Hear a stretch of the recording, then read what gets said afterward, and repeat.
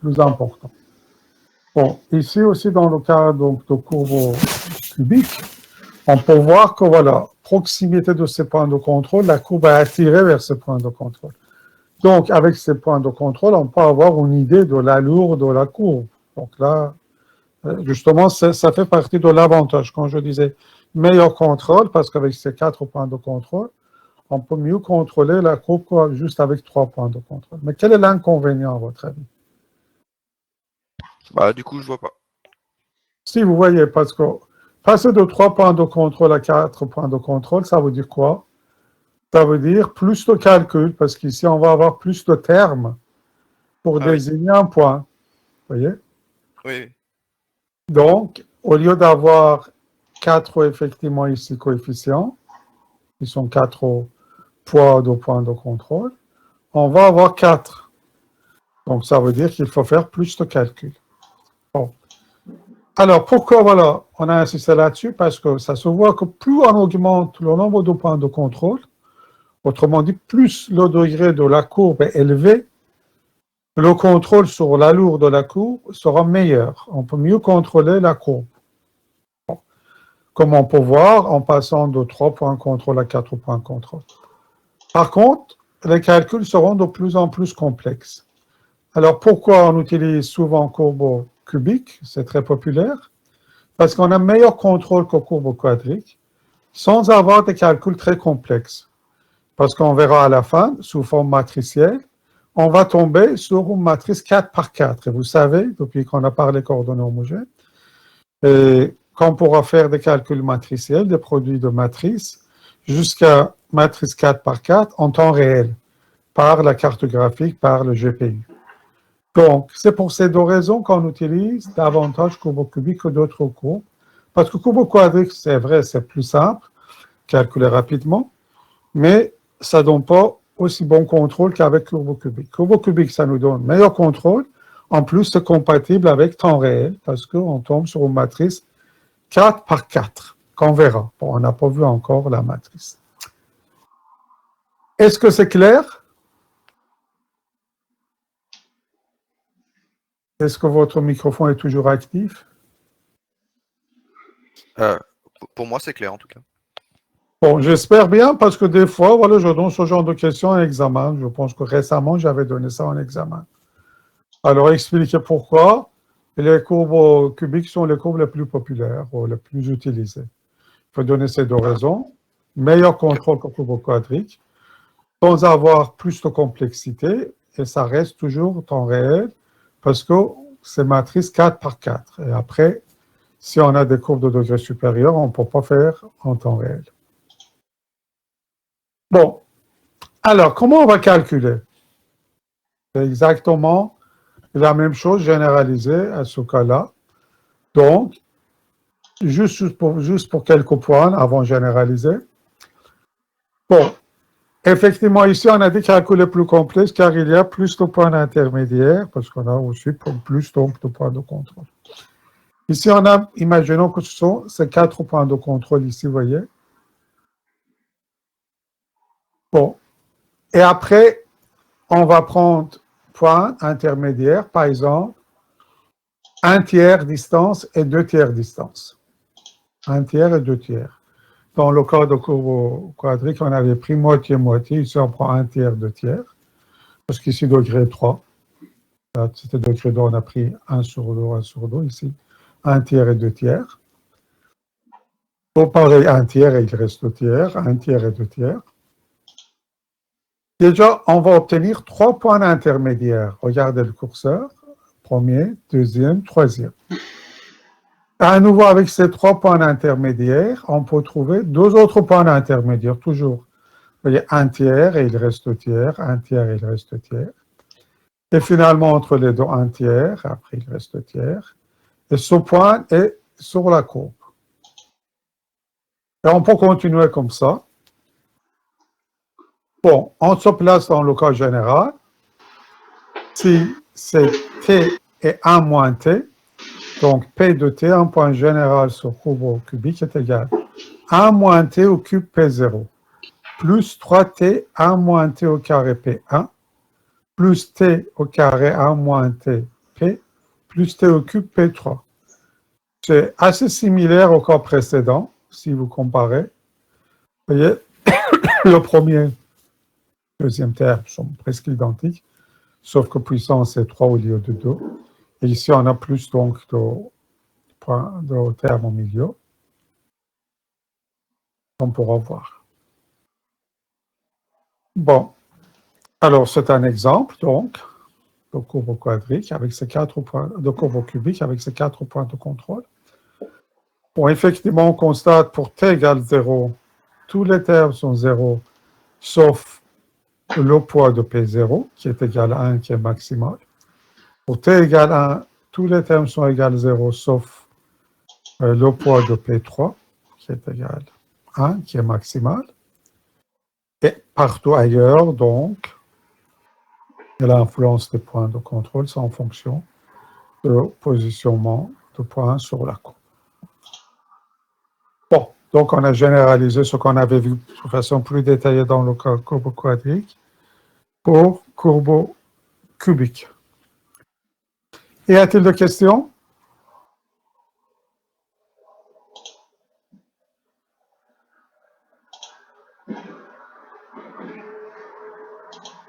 Bon, donc un point général, P de t sur courbe cubique, est obtenu par une somme de I égale 0 et 3, et toujours le numéro de point de contrôle, WI de t. Donc c'est le poids de point de contrôle numéro I, qui est fonction de paramètre t, P de I, qui est le point de contrôle numéro I. Alors, donc ici on a 4 fonctions de pondération, nos 4 poids, pour les 4 points de contrôle. Ce sont effectivement les courbes, les relations de Bronstein. Alors, W0 de t qui est égal à 1 moins t au cube, vous voyez, paramètre P0, à sa valeur maximale pour t égale 0.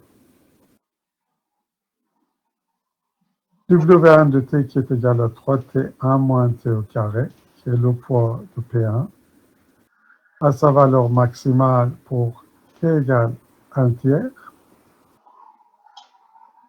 W2 de t qui est égal à 3t au carré 1 moins t, qui est le coefficient de P2, à sa valeur maximale, on peut voir ici pour 2 tiers. Et finalement, W3 de t qui est égal à t au cube, qui est le coefficient de P3, à sa valeur maximale pour t égale 1. Comme d'habitude, on est dérivé. Quand dérivée égale 0, vous trouvez donc valeur maximale. D'ailleurs, ici, c'est simple, on peut voir, notamment pour ces deux-là, parce que dans la limite de définition de t, on va trouver facilement pour ce travail. Et pour les deux autres, si vous voulez voir pourquoi c'est un tiers, vous faites dériver et vous trouverez donc la valeur maximale. Et propriété qu'on a constatée dans le cas précédent, si on fait la somme de poids, quelle que soit la valeur de t, ça serait égal à 1. Donc, pour toute valeur de t, la somme de coefficients est égale à 1.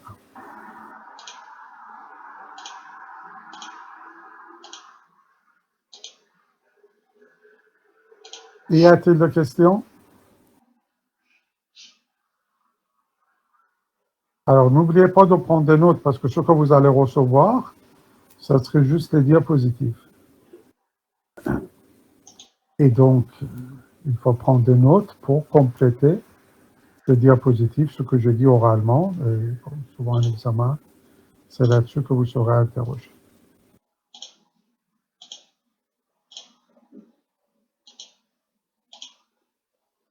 Bon, si vous n'avez pas de questions, donc on va continuer. Alors, on peut généraliser la technique de subdivision en cours de degré 1, par exemple ici. Alors, on a courbe de degré 4, on a 5 points de contrôle de P0 à P4. Bon, effectivement, on peut voir que le contrôle est bien meilleur sur la courbe.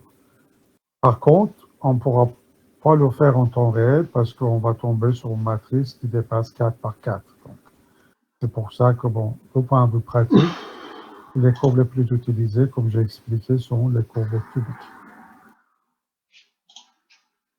Alors, donc, on peut généraliser donc les relations qu'on avait vues dans le cas de courbe quadratique et courbe cubique. Cette fois-ci, P de t, qui est un point sur un courbe de degré n, est égal à I égale 0 à n. I est toujours le numéro de point de contrôle. WI de t, P de I. Avec, bon, ici, n degrés de courbe, comme je vous ai dit, puis ici, point de contrôle numéro I.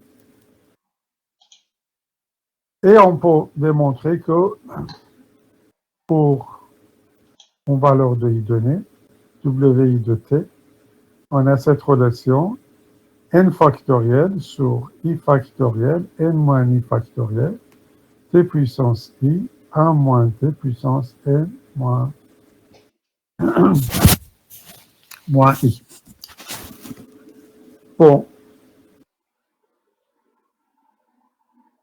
Donc, avec cette relation, vous pouvez calculer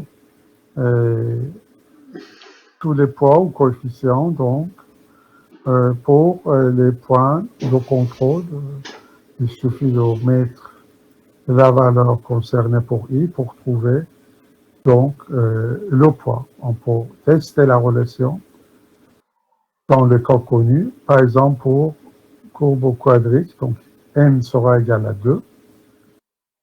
Alors, on commence avec W0 de t, ça serait 2 factoriel sur 0 factoriel qui est égal à 1, 2 moins 0 factoriel, t puissance 0, et après on a 1 moins t puissance 2 moins 0. Ce qui donnera après simplification 1 moins t au carré. C'est le coefficient de P0, si vous vous rappelez, pour un courbe quadrique. W1 de t sera égal à 2 factoriel sur 1 factoriel. Bon, 1 factoriel, comme 0 factoriel, c'est égal à 1. 2 moins 1 factoriel. Et après t puissance 1. 1 moins t puissance 2 moins 1. Après simplification, on obtiendra 2t, 1 moins t. Ce qu'on avait comme coefficient donc de P1 dans le cas de courbe quadrique. Et finalement, W2 de t, qui est 2 factoriel sur 2 factoriel, 2 moins 2 factoriel. T au carré, 1 moins t, puissance 2 moins 2. Après simplification, ça va donner t au carré, qui était le coefficient de P2 pour un courbe quadrique. Bon, évidemment, ce n'est pas nécessaire de connaître cette relation par cœur. Si l'examen est cours et document interdit, donc, on va vous donner la relation. Ce n'est pas la peine de l'apprendre par cœur. Il suffit juste de pouvoir l'utiliser. Alors, on va voir aussi, pour démontrer que c'est bon, dans le cas d'une courbe cubique. Donc, cette fois-ci, n égale 3. W0 de t, bon, c'est obtenu avec cette relation. Et après simplification, c'est 1 moins t au cube, qui est le coefficient de P0 dans le cas de courbe cubique. W1 de t, c'est obtenu avec cette relation. Après simplification, 3t multiplié par 1 moins t au carré. Et ça, si vous vous rappelez, c'était le coefficient de P1 pour un courbe cubique. W2 de t, après simplification, sera égal à 3t au carré 1 moins t. C'est le coefficient de P2. Et finalement, W3 de t sera égal à t au cube, qui est le coefficient de P3. On peut voir, voilà, pour le courbe qu'on n'avait pas vu, n égale 5, pour dire que voilà, c'est assez similaire les termes qu'on obtient. Bon, on a dit pour 1 moins t au carré, t au carré. Après, ici, on avait 2t 1 moins t. Ici, on a 1 moins t au cube. On a 3t 1 moins t au carré, 3t au carré 1 moins t. Et on a t au cube. Et comme on pouvait attendre ici, on tombe sur 1 moins t puissance 5. Ou 5t 1 moins t au cube, vous voyez. 3t 1 moins t au carré. Et ici, 2t 1 moins t. Donc, c'est très similaire les relations. Ici 10 t au carré 1 moins t au cube, et les autres termes. Bon, donc, vous savez comment, à partir de cette relation, obtenir les poids pour les points de contrôle, quel que soit le degré donc, de la courbe. Bon, maintenant on va passer à une méthode qui peut nous donner directement les poids des points de contrôle. Cette méthode est basée sur subdivision. Alors, on peut justifier, comme on va voir, par la subdivision, cet algorithme qui est appelé algorithme de Casteljoux. Même si vous ne connaissez pas la subdivision pour pouvoir justifier, juste en l'appliquant, vous pouvez trouver rapidement les poids. Alors, on peut le comparer par rapport aux tables de Carnot, si vous vous rappelez, pour la simplification des fonctions et des circuits logiques. Les tables de Carnot sont basées sur les règles d'algèbre de but. Par contre, si vous ne connaissez pas ces règles d'algèbre de but, vous pouvez utiliser les tables de Carnot pour simplifier donc les circuits ou les fonctions logiques. Donc, ce que table de Carnot fait pour des circuits logiques, algèbre de Casteljoux fait pour des courbes de Pessin. On va prendre exemple de courbe quadrique, donc n égale 2, de degré 2. On a vu que la relation obtenue P de t est égale à 1 moins t au carré P0 plus 2t1 moins t P1 plus t au carré P2. Alors, comment ça marche? Ici, nous avons les trois points de contrôle P0, P1, P2. Et dans le cas général, on a dit on va prendre t et 1 moins t. Bon, donc ici t1 moins t, t1 moins t. C'est le cas général. Alors, on va mettre les trois points de contrôle dans l'ordre P0, P1, P2.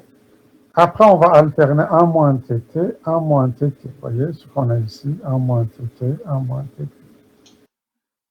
Comment on obtient le point intermédiaire qui est ici en vert? Alors là, si cette distance est t par rapport à P0 et 1 moins t par rapport à P1, donc l'ensemble des distances va faire 1. Donc, le poids de P0 est 1 moins t, et le poids de P1, c'est 1 moins t. N'oubliez pas que t varie de 0 et 1, entre 0 et 1. Donc, ça va faire 1 moins t P0, comme on attendait, vous voyez, 1 moins t P0, et t fois P1, et t fois P1. Pour ce point intermédiaire qui est ici en marron à peu près, donc distance par rapport à P1 est t, distance par rapport à P2 est 1 moins t, l'influence est l'inverse. Donc, c'est 1 moins TP1 et TP2. Vous voyez, 1 moins TP1 et TP2. Bon, donc ça c'est basé sur subdivision. Justification vient de ce qu'on a ici sur le schéma. Après, on va continuer. À l'aide de ces deux points intermédiaires, on peut trouver le point qui est sur la courbe. Bon, alors le point qui est sur la courbe, donc on peut voir, c'est 1 moins t point vert et t fois point marron. 1 moins t point vert et point marron. Donc on continue à mettre 1 moins tt, on applique et on obtient la relation. Après simplification, c'est 1 moins t au carré P0 plus 2t 1 moins t P1 plus t au carré P2, exactement la même relation qu'on avait auparavant. Donc c'est basé sur subdivision, mais vous pouvez l'utiliser sans justifier. Si vous avez besoin de connaître les coefficients, donc vous commencez par le point de contrôle. Après, vous alternez toujours 1 moins tt, 1 moins tt. Vous obtenez des points intermédiaires et vous faites la même chose. Vous alternez 1 moins tt. Ici, bon, on arrive à la fin de l'algorithme. On a la relation finale. Est-ce que c'est clair pour tout le monde?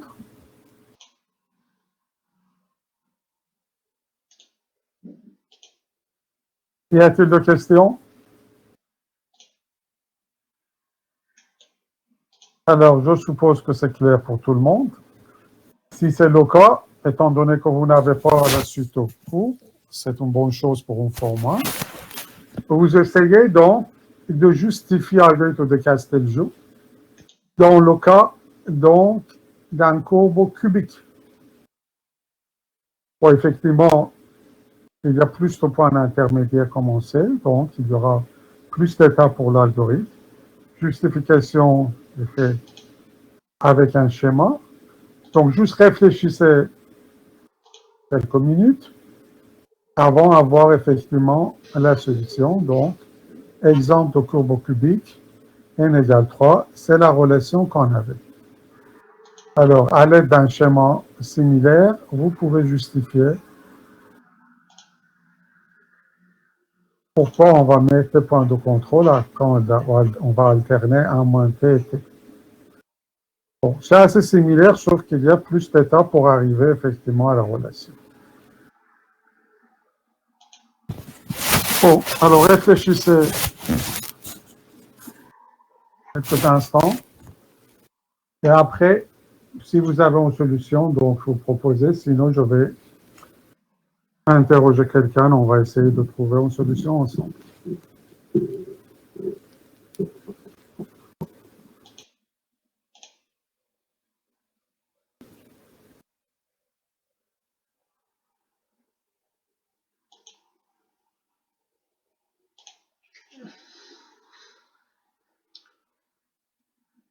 C'est important, au moins une fois, essayer de le faire, même si vous n'arrivez pas à finir. Bon, au moins faire le schéma de subdivision et faire l'algorithme de Castelview. Bon, c'est pas la peine, effectivement, donc, parce qu'il y a des calculs pour simplifier, etc. Ce qui est important sont les étapes.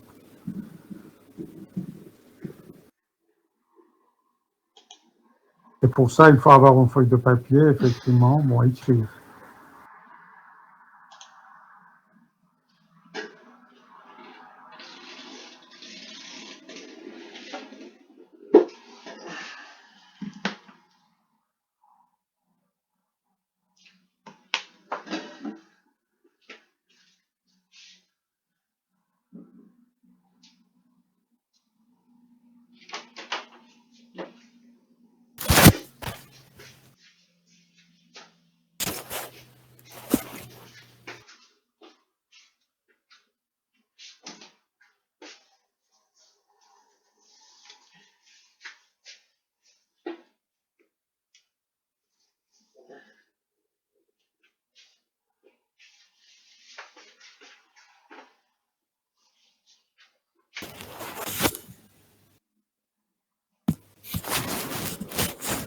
Donc, je répète, c'est important d'essayer de le faire. Bon, même si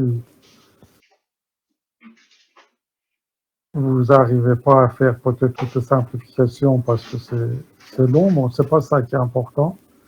Faire le schéma de subdivision, justifier vos démarches à base de ce schéma de subdivision et effectivement, donc, les différentes étapes. Bon, c'est pas la peine de simplifier chaque étape pour obtenir la relation plus simple, mais ce sont la démarche qui est importante.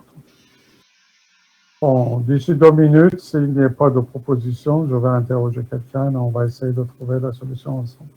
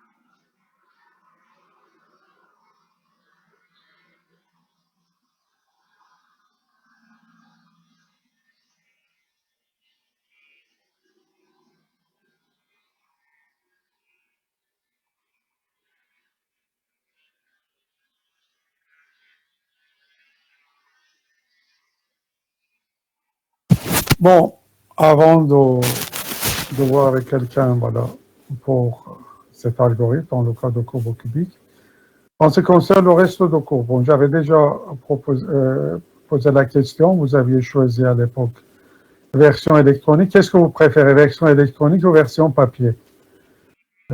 C'est toujours version électronique que je vous envoie. Si vous préférez version papier, je demande au service de orthographie donc d'imprimer, votre délégué pourra aller le chercher.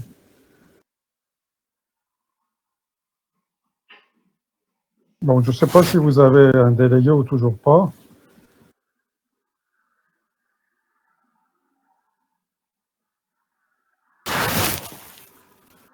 Bon, version électronique, donc c'est plus simple et plus écologique. En deuxième année, vos collègues avaient choisi version papier. Donc, ok, bon, d'accord. Donc, je vais vous envoyer version électronique. Bon, alors on va à la question. Est-ce que quelqu'un a une solution à proposer?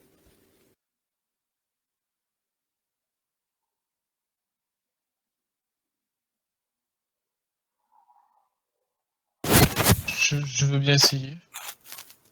Oui, très bien. Donc, écoutez, on va... Allez-y. Alors, dites-nous qu'est-ce que vous avez fait comme démarche? Alors, pareil, je suis parti de P3, P2, P1 et P0 sur la Vous pouvez gauche. parler un tout petit peu plus fort. Pardon, je suis parti de P3, P2, P1 et P0 sur la gauche. Oui, et qu'est-ce que vous avez fait donc? Ensuite, j'ai calculé le milieu entre P3 et P2, le milieu entre P2 et P1, et le milieu entre... Le milieu, bon, c'est un cas particulier. Bon, surtout on l'avait fait dans le cas de courbe quadrique. Si on revient un peu en arrière, pour courbe cubique,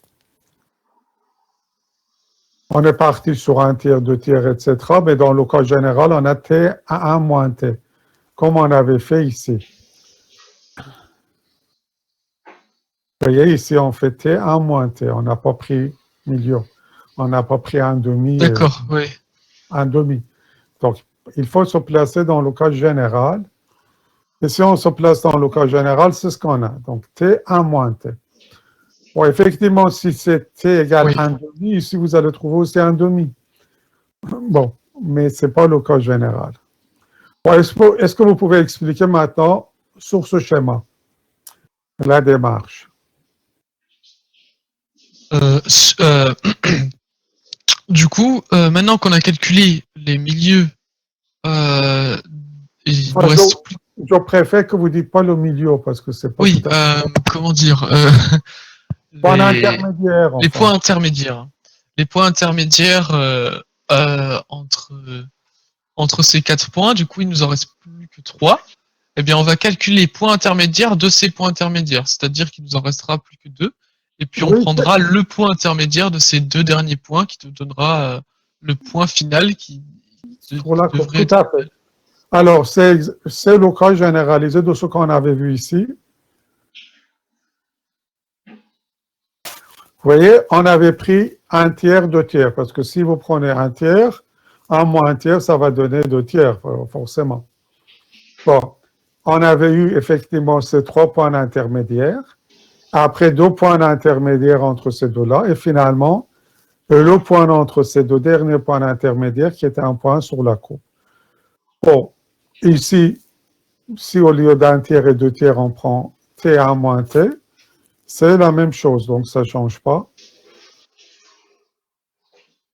Bon, et c'est le point sur la courbe. Alors, donc, expliquez ici comment ça a marché par rapport au schéma.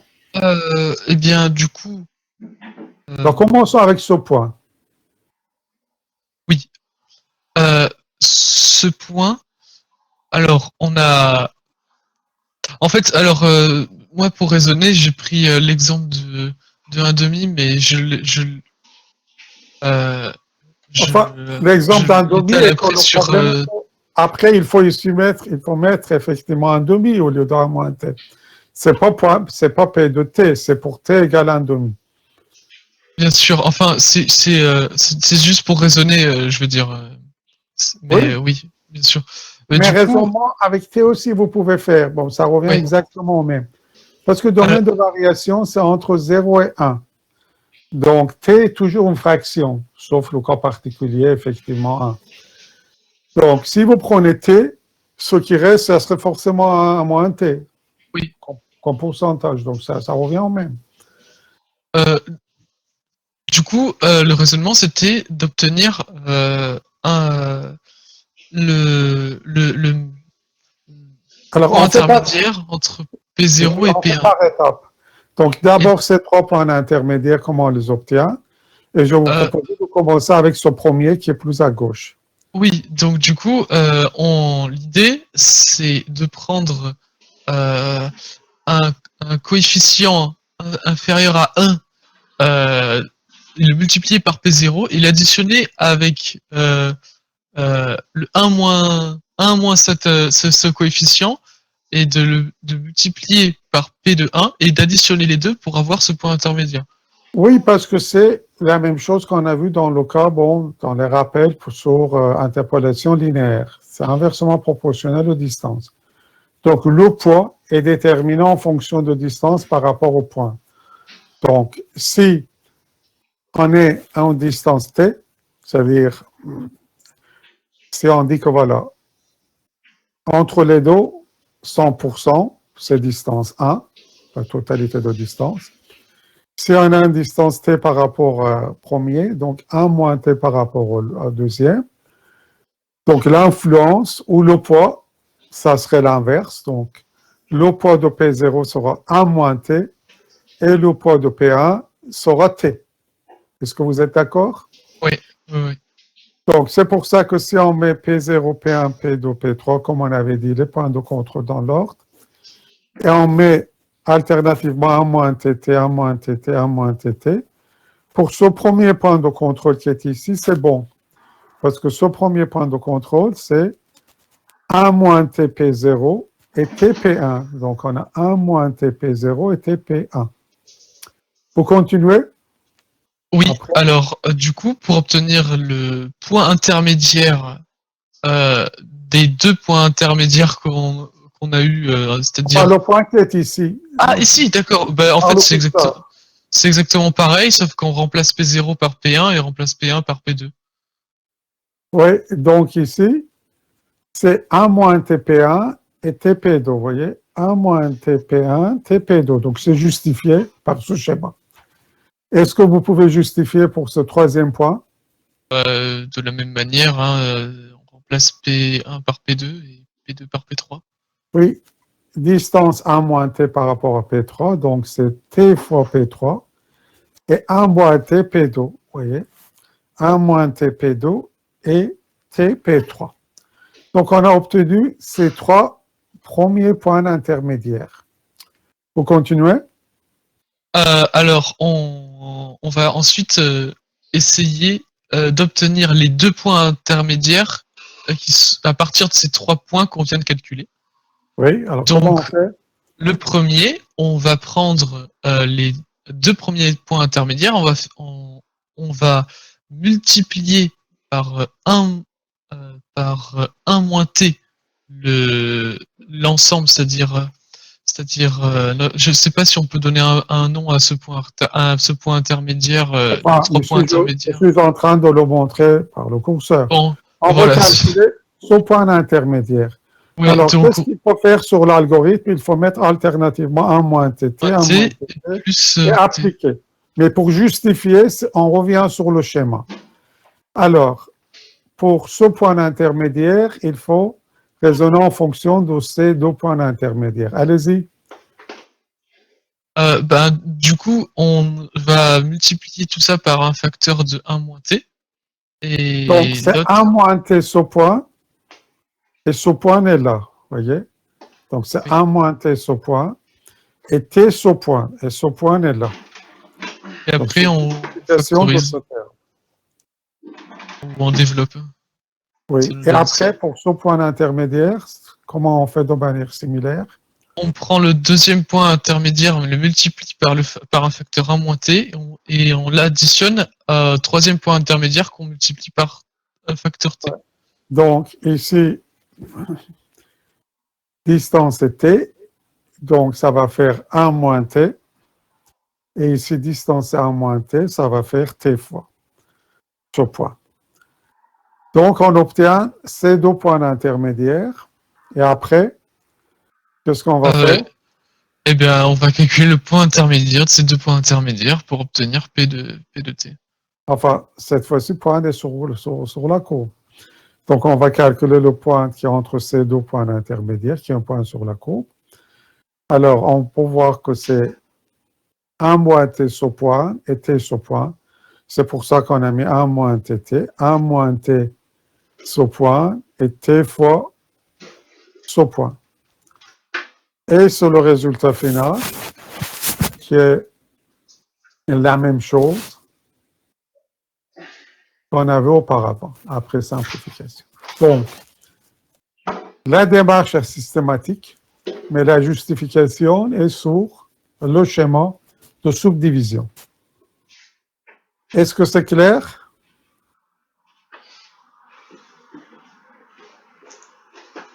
Est-ce que c'est clair pour vous si votre microphone est toujours actif? Oui. Bon, donc, si vous connaissez avec le de Castelgiu, c'est très simple parce que la relation avec factoriel, il faut l'avoir ou apprendre par cœur. Mais là, avec le de Castelgiu, vous pouvez le faire vous-même, quel que soit le degré de cours. Vous mettez les points de contrôle, vous alternez toujours 1 moins tt. Vous allez trouver les points intermédiaires, ça dépend du degré de cours.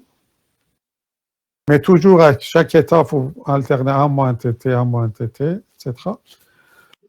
pour obtenir la relation finale.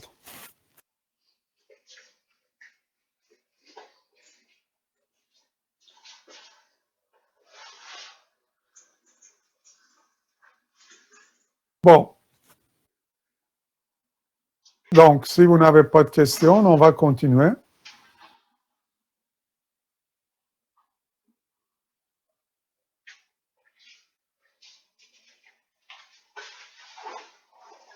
Où vous en êtes en TD? Est-ce que vous avez commencé les courbes?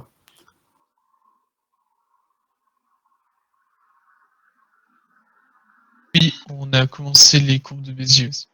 Qu'est-ce que vous avez fait en TD? On a fait à peu près ce qu'on a vu ici, les polynômes de Bernstein, et on a fait à peu près le même calcul.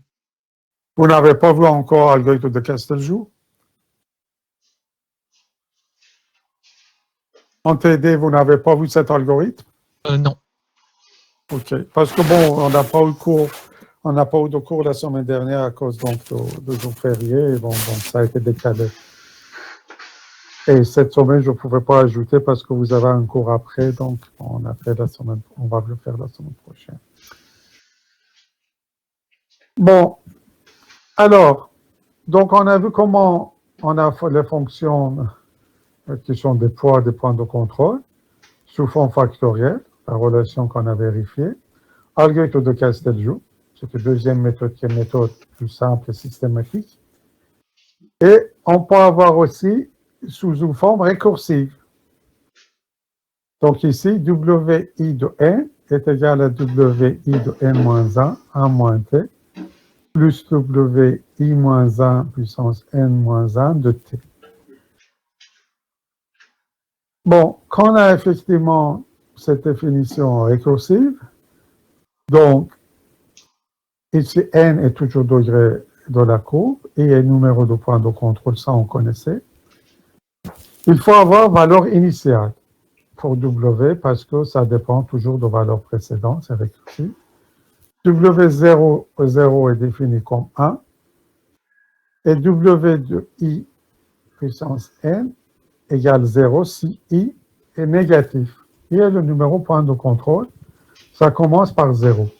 Donc si vous avez un point de contrôle négatif, numéro négatif qui n'existe pas, son poids sera 0. Bon, par exemple, si vous êtes en train de calculer le numéro par de contrôle et vous trouvez 0, c'est faux et ça n'existe pas, donc ce point est 0. Bon, avec ça et cette définition récursive, on peut trouver. Donc, on va faire un exemple. Si on cherche à trouver W1 au cube. Bon, d'après cette relation, c'est égal W1 au carré multiplié par 1 moins T, W0 au carré T. Alors, W1 de T, on sait, c'est égal à 2T1 moins T. W0 au carré est égal à 1 moins T au carré. C'est le coefficient ici, si vous vous rappelez, de P0 pour courbe quadrique. Donc, on a mis. Et après simplification, on va trouver 3T multiplié par 1 moins T au cube. Donc, ça aussi, c'est une façon de définir les poids pour des points de contrôle.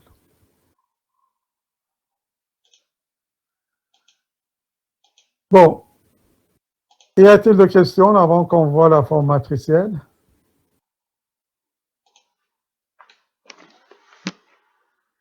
Alors, quelle est la forme matricielle de courbe de Bézier, de courbe cubique, qui est la courbe la plus utilisée?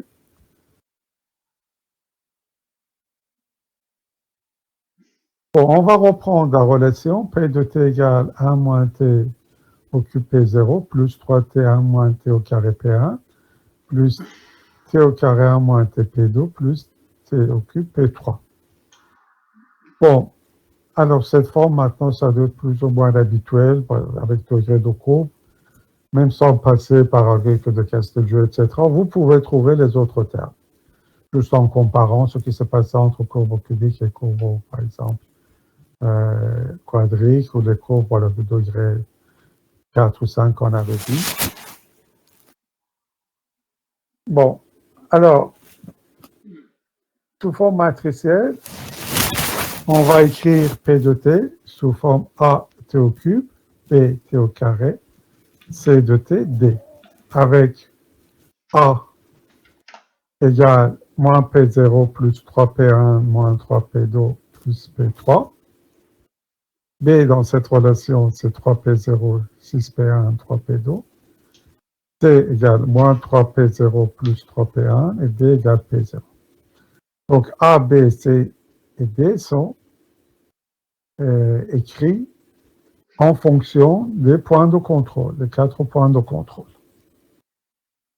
Bon, donc si on remplace A, B, C, D par ces valeurs, on simplifie, on va trouver donc la valeur précédente.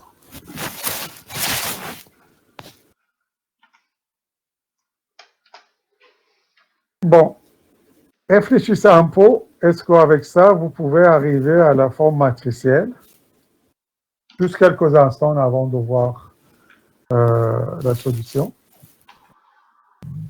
Essayez donc maintenant avec tout ça d'écrire la courbe quadratique de Bézier sous forme matricielle.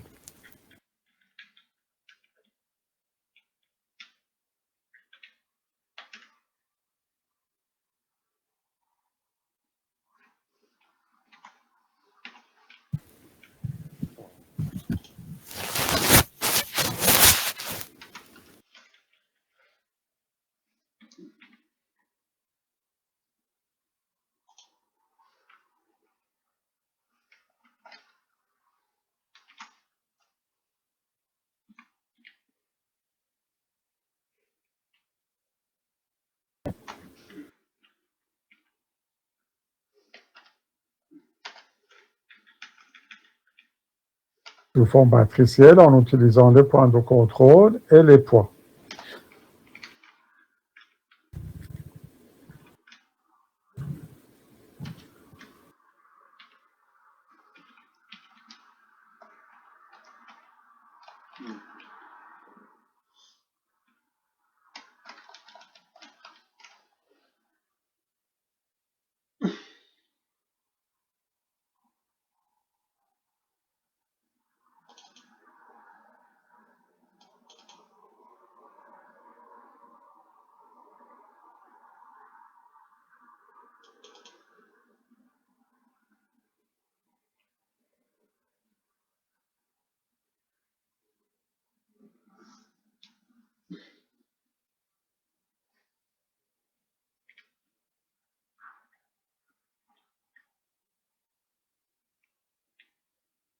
Bon, si quelqu'un a trouvé, donc il peut activer son microphone et proposer sa solution.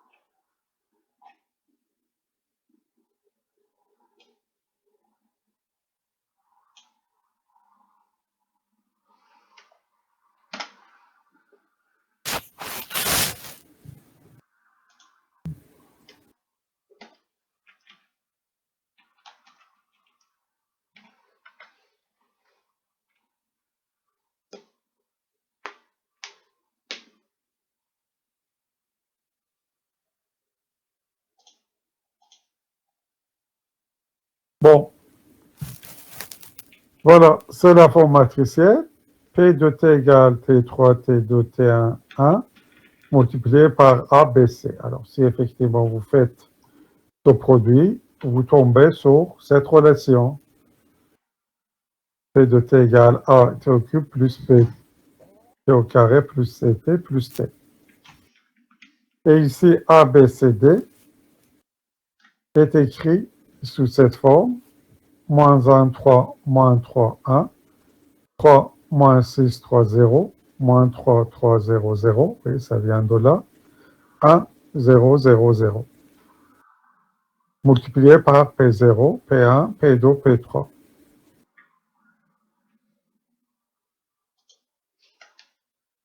Voilà. Donc, si on fait ça, à la fin, on va obtenir même relation pour PT, P de T, et ici, nous avons une matrice carrée 3 par 3. Donc, c'est pour cette raison qu'on utilise davantage les courbes cubiques que les autres courbes, parce qu'on a meilleur contrôle qu'aux courbes quadriques, comme je vous ai dit auparavant, sur la courbe, pour contrôler la courbe, et on peut faire des calculs en temps réel. On a la même chose aussi pour les surfaces bicubiques, on verra plus tard. Les surfaces bicubiques qui sont les généralisations des courbes cubiques de Bézier, aussi sont les surfaces les plus utilisées, car on a effectivement un bon contrôle sur la surface, et en plus, on peut faire des calculs, toujours à l'aide de matrices 4 par 4 en temps réel. Y a-t-il des questions?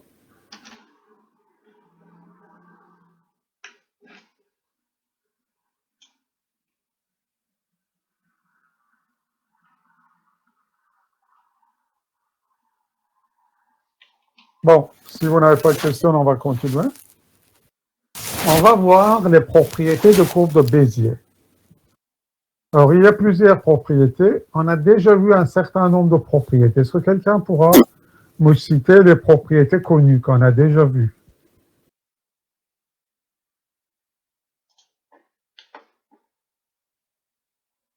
Parce qu'on a mentionné un certain nombre de propriétés qui sont communes entre courbes quadriques, courbes cubiques ou les autres. On a toujours vu la même chose.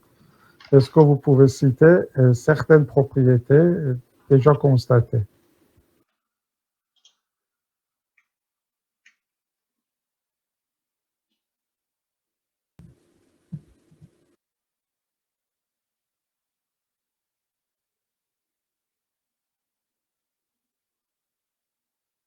Bon, on va voir donc. Je peux répondre. Oui, allez-y, évidemment, oui, on préfère quelqu'un qui soit volontaire, même si c'est toujours la même. Allez-y. Les courbes de Bézier, la courbe passe seulement sur le premier et le dernier point. Oui, alors, effectivement, il s'agit de deux points fixes. La courbe passe toujours, pas uniquement seulement, passe toujours par le premier et le dernier point de contrôle. Donc, ce sont deux points fixes. Bon, la lourde courbe est contrôlée par l'ensemble des points de contrôle. C'est-à-dire, si par exemple vous déplacez P1, tout va bouger, sauf ces deux points fixes. Donc, ça, c'est une première propriété, quel que soit le degré de courbe, ça passe par le premier et le dernier point de contrôle. Est-ce que vous en avez vu d'autres propriétés? On a vu que la somme des courbes est égale à 1. La somme des poids est égale à 1, oui, c'est une propriété qu'on avait vue, oui. Mais on avait déjà parlé, effectivement. Est-ce que vous avez constaté d'autres propriétés? On n'a pas parlé explicitement, mais ça se voit.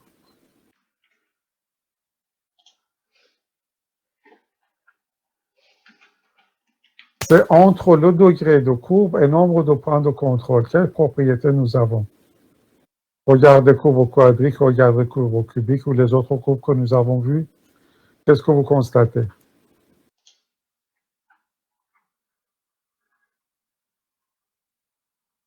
On peut avoir au maximum le nombre de virages égal au nombre de contrôles, au nombre de points de contrôle. Alors, virage, bon, effectivement, ici, il faut dire ce qui est virage. Virage, c'est plutôt pour sécurité routière. Qu'est-ce que vous entendez par virage? On peut avoir des sommet local.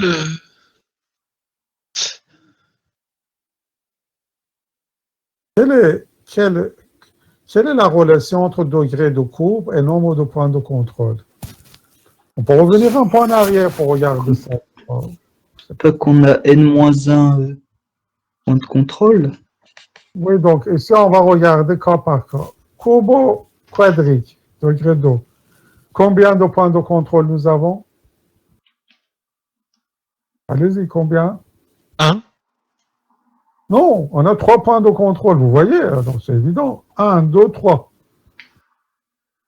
Vous voyez, des points de contrôle, même j'ai écrit ici, par 3 points de contrôle, P0, P1, P2. Donc, dans le cas de courbe quadrique degré 2, second degré, nous avons 3 points de contrôle. Vous êtes d'accord? D'accord. Dans le cas de courbe cubique,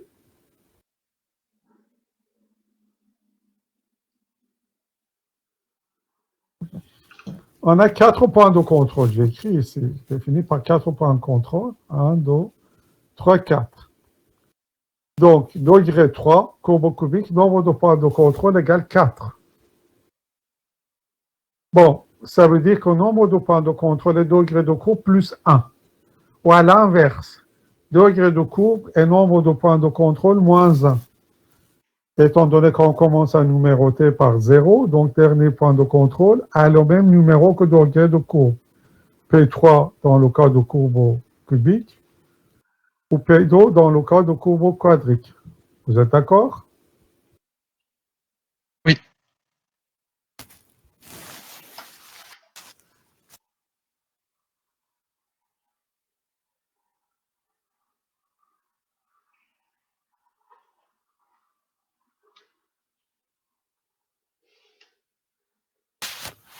Voilà, donc deuxième propriété ici, le degré de courbe est égal au nombre de points de contrôle moins 1. Ou à l'inverse, donc, nombre de points de contrôle plus 1. Donc ici, on peut voir, on a 3 points de contrôle, degré de courbe et 2. C'est courbe quadrique. Y a-t-il des questions?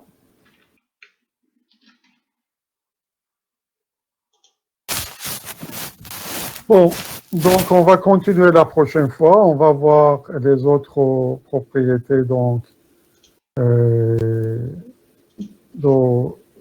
courbe de Bézier. On va voir le raccordement de courbe de Bézier avant de continuer avec les surfaces de Bézier. Bon, si vous n'avez pas de questions, donc on s'arrête là pour aujourd'hui. On va continuer la semaine prochaine avec 2 séances consécutives. Bon, j'ai demandé que ça apparaisse sur l'ADO. En tout cas, voilà. Donc, je vous signale et